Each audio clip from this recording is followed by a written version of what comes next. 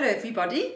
The video today is going to discuss weight loss. So when you start a new year, we're in 2021, often you have some fantastic resolutions, and I think many of you have eaten just too much, New Year, Christmas, and you want to lose weight.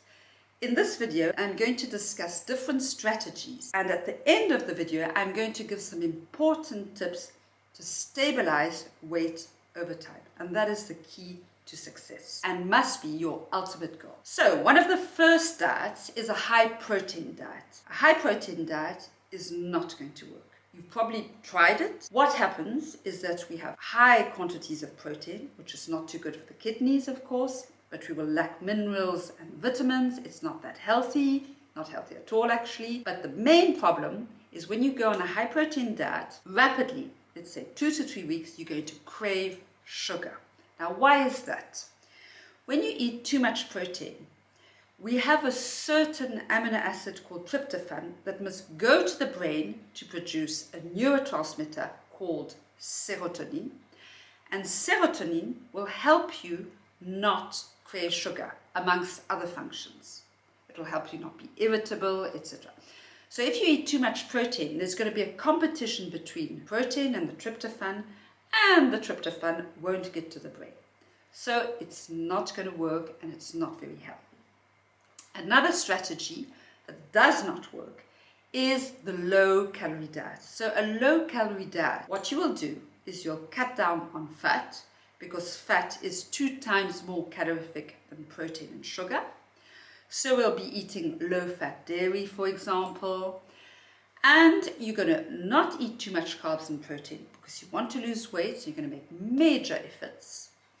You're going to lose weight, definitely, 2, 3, 4, 7 kilos, but you're going to be hungry, irritable, frustrated, and you'll go back to your habits from before.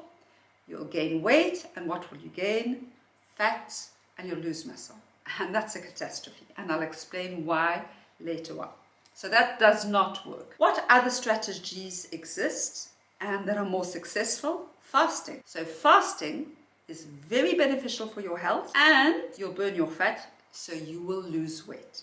So start fasting at a regular basis, and that will help you. Then we have what we call the ketogenic diet. So why is the ketogenic diet so successful? It's successful because we eat high quantities of fat, we cut down the carbs and the sugar, and so you feel full. You don't feel starved all day long. And so you can do this diet on a longer term basis. So can you imagine that you can eat nuts, avocado, mayonnaise, cheese? It's amazing. The only problem with the ketogenic diet is that it can be very restrictive and can be quite unbalanced and unhealthy. So you will need help to do a proper ketogenic diet. If you can't do a ketogenic diet, it doesn't suit you, want to eat fruit and you want to eat some bread now and again, and maybe for medical reasons you can't do a ketogenic diet, then there's another strategy. You can fast, and you can combine fasting with reducing your carbs during the day. So you can cut down on bread, cereal, pasta, rice without eliminating it. And that is one way that can work. It will be a bit slower, but it can work. But what you must remember is don't go too low in fat, because the aim is not to be starving. Otherwise, you will be discouraged and you'll stop. Right, so what else can we do? And here are the important tips. What you must remember is if you want to lose weight, don't think on the short term. Don't do a short-term diet where you'll lose weight fast, and then you'll just go back to your old habits progressively and you'll put on weight. Now, what is the problem with putting on weight? We gain fat, we lose muscle. That is a major problem. Because when you lose your muscle mass, you spend less energy. Muscle cells, for example, when you're sleeping or I'm sitting here, I spend more energy if I have more muscle cells compared to other cells.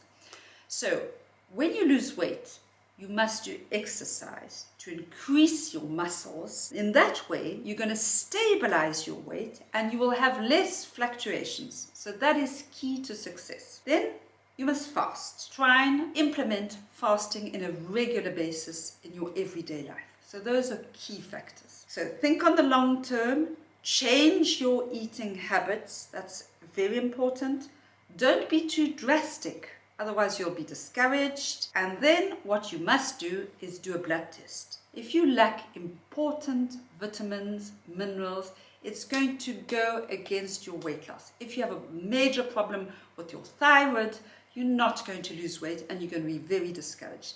So it's a good idea to check different factors to see if you will be capable of losing weight. All right? So I hope you enjoyed the video. If you did, thumbs up. Don't forget to subscribe. It's free. And bye for now.